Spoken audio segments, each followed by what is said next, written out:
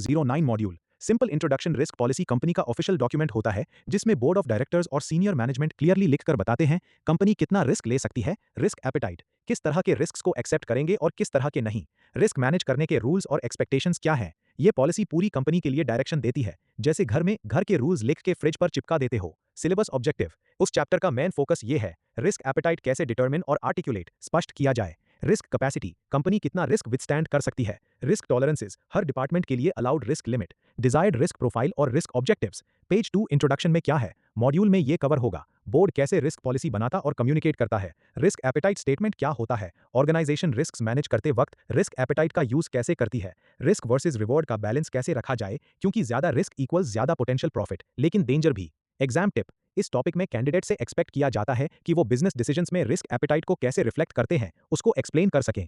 Real life English example, HDFC bank या रिलायंस की risk policy में लिखा होगा हम क्रेडिट रिस्क में मैक्सिमम 8% एनपीए अलाउ कर सकते हैं। साइबर रिस्क के लिए हम जीरो टॉलरेंस रखते हैं, हर 6 महीने में फुल ऑडिट होगा। न्यू बिजनेस में हम 15% से ज्यादा रिस्क नहीं लेंगे। अगर कोई ब्रांच मैनेजर ज्यादा रिस्क की लोन देना चाहे तो रिस्क पॉलिसी उसको रोक देगी। समरी एक लाइन में, रिस्क पॉलिसी कंपनी का रिस्क कॉन्स्टिट्यूशन है। बोर्ड इसमें लिखता है कि हम किस लेवल का रिस्क ले सकते हैं, किस तरह मैनेज करेंगे और किस चीज में जीरो टॉलरेंस है। ये पूरी कंपनी के डिसीजन मेकिंग को गाइड करती है और रिस्क वर्सेस रिवॉर्ड का सही बैलेंस बनाती है। इंपॉर्टेंट नोट्स, रिस्क एपेटाइट, ये डिजायर्ड होता है। बोर्ड बोलता है हम इतना रिस्क लेना चाहते हैं। रिस्क कैपेसिटी, ये मैक्सिमम पॉसिबल होता है जितना कंपनी फाइनेंशियली झेल सकती है। रिस्क टॉलरेंस, एपेटाइट के अंदर छोटे छोटे practical limits. Example, insurance company. Risk appetite, हम मॉडरेट रिस्क लेकर 15% रिटर्न टारगेट कर रहे हैं। रिस्क कैपेसिटी, हमारे पास 2000 करोड़ का कैपिटल है, इसमें से हम मैक्सिमम 100 करोड़ का रिस्क ले सकते हैं। रिस्क टॉलरेंस, इक्विटी इन्वेस्टमेंट में maximum 25% portfolio allowed. Risk limit, एक सिंगल स्टॉक में maximum 5% investment.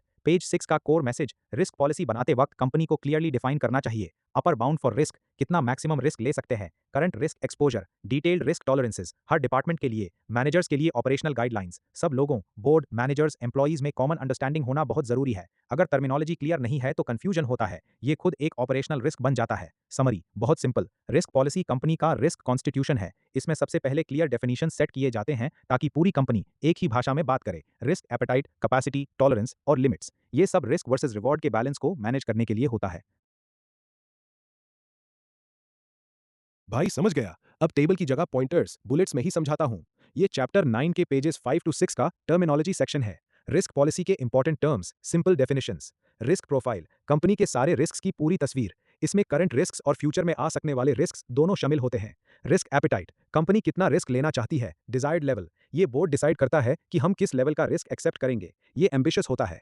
Risk capacity, company कितना रिस्क ले सकती है, फाइनेंशियली कितना झेल सकती है, ये एक्चुअल लिमिट होता है, जैसे कितना कैपिटल, बफर या रिसोर्सेज है। रिस्क टॉलरेंस, रिस्क एपेटाइट के अंदर अलाउड डिविएशन या लिमिट्स, ये ज्यादा डिटेल्ड होता है और स्पेसिफिक कैटेगरीज जैसे क्रेडिट रिस्क, मार्केट रिस्क के लिए होता है।